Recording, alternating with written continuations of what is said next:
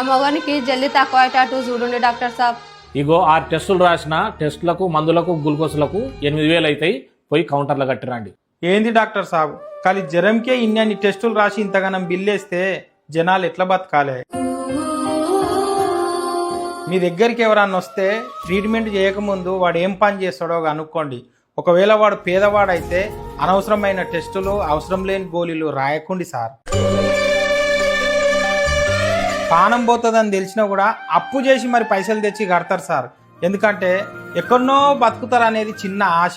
ఆ ఆశను మీరు అవకాశంగా మార్చుకోవద్దు సార్. దేవుడు పానాలను కాపాడమని డాక్టర్ని చేస్తాడు, పానాల మీద వ్యాపారం చేయమని కాదు సార్. కుటుంబం మొత్తము ఒకరి మీద ఆధారపడి ఉంటుంది సార్. ఆ ఒక్కరికి ఏమన్నా అయితే కుటుంబం మొత్తం ఆగమవుతుంది. ఇప్పటికన్నా మీ డాక్టర్లు మారతారని ఆశిస్తున్నా సార్.